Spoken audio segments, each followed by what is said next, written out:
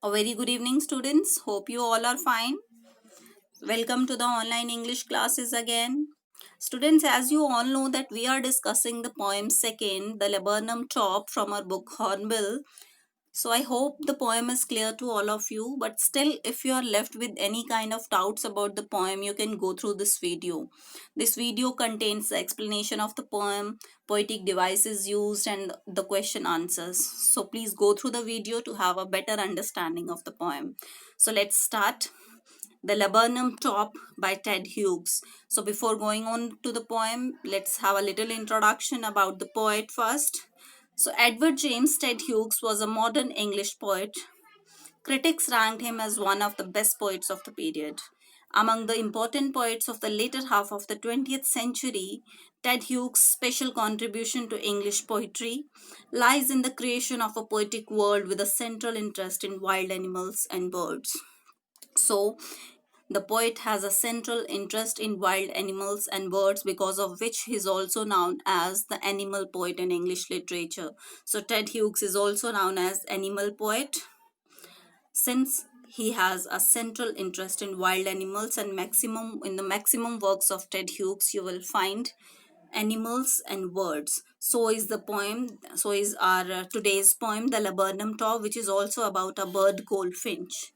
So this is about the poet. Let's go on to the poem. Let's have an introduction about the poem, and after that we will go on to the explanation of the lines. So, in this poem, the poet has used the laburnum tree and goldfinch as a symbol of life and its fluctuations. So, this poem has two things in main. First is the laburnum tree, which has the yellow flowers, and the goldfinch bird, which has the yellow feathers. So, yellow color is associated with the both laburnum tree and goldfinch bird. So, this poem is about the laburnum tree and the goldfinch bird. So, the poet has used the laburnum tree and goldfinch words as a symbol of life and its fluctuations. He describes the visiting of a goldfinch bird on the laburnum tree and how she has made a nest on it. Both of them are yellow in color and quite beautiful in appearance.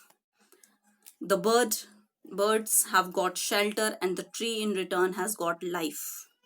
The goldfinch is third, thus the engine of a family, which includes a laburnum tree as well.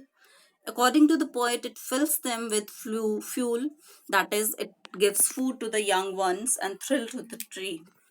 Having done that, she again flies to the branch end. Once her dark colored striped face is visible, as it is yellow and hence becomes invisible in the yellow leaves of the tree. The image of the machine here refers to the young ones of the bird. A machine makes a lot of noise when it starts. Similarly, when the young ones see their mother, they start chirping like a machine, flattering their wings, fast in joy as their mother has come with food. They were hungry as well as sad, being far from their mother, and when they saw the mother, became very excited and started flapping their wings, started chitterings, because of which it was looking like a machine got start up. So now the whole tree trembles and thrills because of the mother bird and her young ones.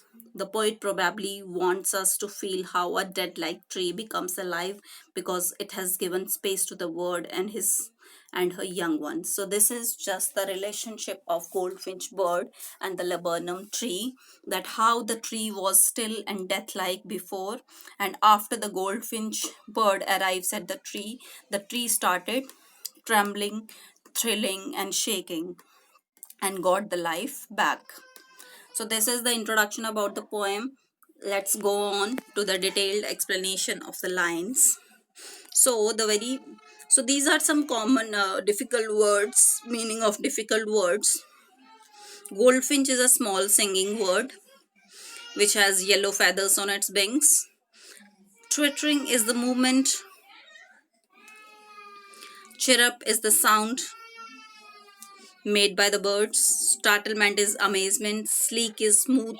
Chittering, singing, sung by birds. Stokes means fuel to the engine, and flirts means moving away. So these are some of the difficult words from the poem. So the very first line of the poem, the laburnum top is silent, quite still in the afternoon yellow sunlight, September sunlight, a few leaves yellowing, all its seeds fallen. So, what does it mean? That the poet says that he saw a laburnum tree with its yellow flowers. In his words, the laburnum tree is silent. The top of the laburnum tree is silent and death like at the very first. The tree is still and looks death like in the daytime of September. It was the afternoon of September, in the month of September. Even the sunlight is yellow. As it is the time of autumn, the leaves of the tree have turned yellow and its seeds have fallen off it. In this stanza, the poet uses the image yellow color repeatedly because yellow color is associated with the laburnum tree as well as the goldfinch bird, and the sunlight was also yellow in color. The next line, till the goldfinch comes with a twitching chirrup, a suddenness, a startlement at a branch end, then sleek as a lizard and alert and abrupt, she enters the thickness and a machine starts up of chitterings and a tremor of wings and trillings. The whole tree trembles and thrills. So, in these lines,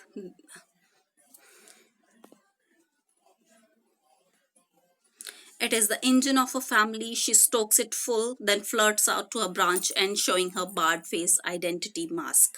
So, in these lines, these are the difficult words used in this stanza. Goldfinch is a small yellow word, twitching, a small, often involuntary movement of the body. Chirrup, the sound made by a word. Startlement, amazement. Sleek means smooth and abrupt means suddenly.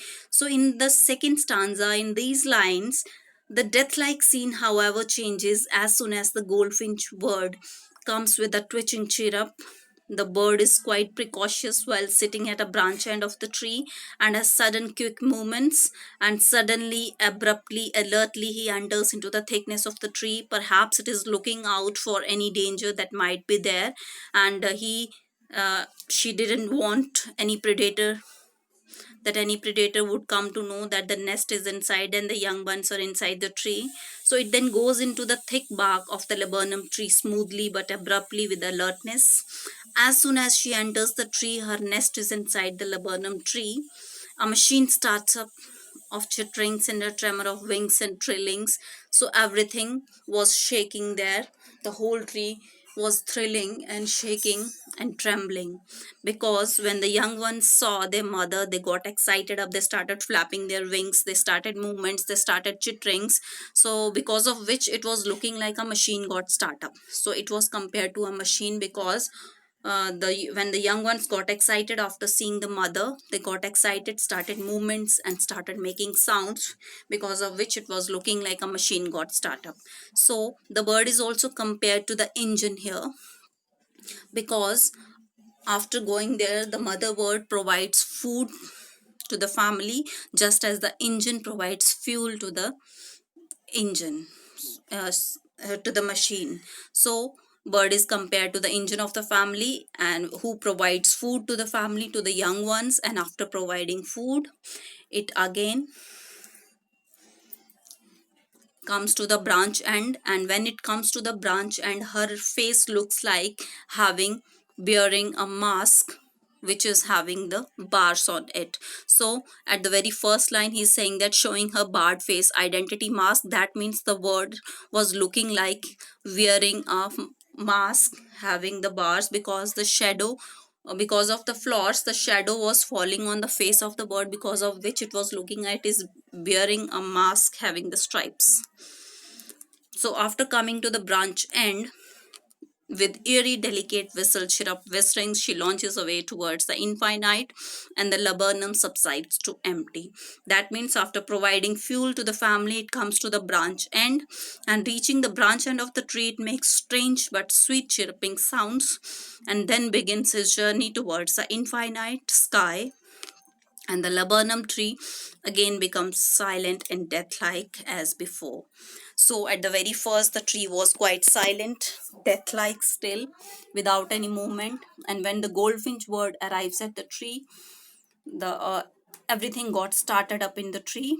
And after providing food to the young ones, the again the bird flew to the infinite sky, and again the laburnum tree subsides to empty, still, and death-like. So this is the poem about. So it is a beautiful poem in which the poet has used the laburnum tree and goldfinch bird as a symbol of life and its fluctuations. Here, the poet describes how the visit of a goldfinch changes the laburnum tree. The goldfinch transforms the tree and makes it come alive as the chicks of the world starts to rustle up and chirp on. Seeing her. Once she leaves the tree, it becomes quiet and still again. The tree symbolizes the pattern of our life in general, which is usually dull and inanimate. Without the word, the tree is just like another tree. In other words, it is the attitude of a person towards life that makes life meaningful and worth living. So, it is our approach towards life which makes it worth and meaningful. Otherwise, human life is just dull and inanimate. So, this is the main, that means this is the hidden meaning of the poem, that our life is dull and inanimate, and it is only our positive approach towards life which makes it meaningful and worth living. So, this is the poem about students. Let's go on to discuss the poetic devices used in the poem. First poetic device used is alliteration, which is the repetition of consonant sounds. Example from the poem is September sunlight, as is repeated. Second is simile. This is the comparison using the words like or as. So, sleek as a lizard is the comparison. So, the word's movement is compared to that of the lizard. So, this is the comparison using the words like or as. So, this is the simile. Next poetic device is metaphor, which is the direct comparison without the use of the words like or as. So, a machine of chitterings, it is the engine of the family. We are directly saying it, engine of the family. So, we are comparing it to the engine. So, this is the metaphor poetic device used here. Next is personification. The whole tree trembles and thrills. Trembling and thrilling are the attributes of human beings, and we are giving this attribute to the whole tree, to the tree. So we are personifying the tree. That means personification has been used here. Next poetic device is transferred epithet, her weight, barred face, identity, mask. That means in place of identity mask, it was actually the shadow which is falling on the face of the bird, because of which it was looking like a mask, but it was not the actual mask. So we are transferring the meaning of one noun to the false noun, one actual noun to the false noun. So here we have transferred the meaning of the noun to another epithet. So this is the transferred epithet used here. Onomatopoeia, sound of the words being used here: twitching, chirrup, chittering, strilling, whistle, chirrup. So these all are the poetic device being used in the poem. Let's go on to discuss the question answers. Explain the first three lines. That is, the laburnum tree is still silent.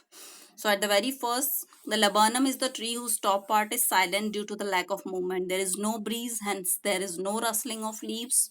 The tree was death-like and still, without any movement. The time of the day is afternoon in the month of September, and the season is autumn season, because of which the leaves of the tree have started decaying and turning yellow as they are about to fall. The seeds of the laburnum fruit have also fallen. What similarity do you notice about the beginning and ending of the poem? Of course, the beginning and ending is the same. Both the beginning and ending of the poem depict the condition of the laburnum tree without the goldfinch bird. At the beginning, we find the laburnum tree without any signs of life in it, as there was no movement, no sound. As soon as the goldfinch lands onto the tree, the lifeless tree suddenly transformed into something full of life and activity. But as the goldfinch flies away, the tree again subsides to its lifeless state as it was before the arrival of the goldfinch. So, before ending and beginning talks of the poem talks about the tree without the goldfinch bird, because of which it was looking like death-like. What happened when the goldfinch comes to the laburnum tree? Of course, all the things started in the tree. The arrival of the goldfinch brought about a sudden change in the lifeless laburnum tree. The goldfinch comes to the tree with a sudden and startling chirrup, thereby breaking the silence around the laburnum top. the tree turns into a kind of musical engine. Thus, with the arrival of the goldfinch, the lifeless tree becomes the auditorium of the orchestrated music. Next question is to what is the movement of the goldfinch compared? What is the basis for the comparison? So the movement of the goldfinch is compared to the movement of sleek and alert lizard, and just like the lizard, the goldfinch word enters into the thickness alertly, abruptly. So just like a sleek and alert lizard, the goldfinch enters the thickness of the tree very cautiously so that no predators would spot the place where his babies are kept. Why does the poet evoke the image of the machine? The starting of a machine is often accompanied by different sounds, and as soon as the goldfinch arrives in the tree, its young one starts making noise. So the silent tree is suddenly transformed into a thing that gives out sound. Thus, the poet compares the tree with a machine that produces sounds. Just as an engine is the main part of the machine, so is the goldfinch to her family. As the goldfinch enters into the thickness of the tree, its young ones are delighted by its arrival, so they started making noise. So the goldfinch brings food to the young ones just as the engine and feeds them, and thus the poet compares the goldfinch to the engine. Just as engine provides fuel to the machine, so as goldfinch word is providing food to the family. Next question is what is the central idea of the poem? Through this beautiful poem, Laburnum Top, the poet Ted Hughes emphasizes on the importance of even the smallest creatures of our nature. The little goldfinch word is a significant part of our nature as it contributes to the beauty of the nature. It transforms the silent laburnum top into an auditorium of orchestrated music. Thus, even a little word with its sweet music can add to the beauty of nature and can become anything life, full of life. So, these are the questions, students. Please go through the video, and in case of any doubts, please contact me.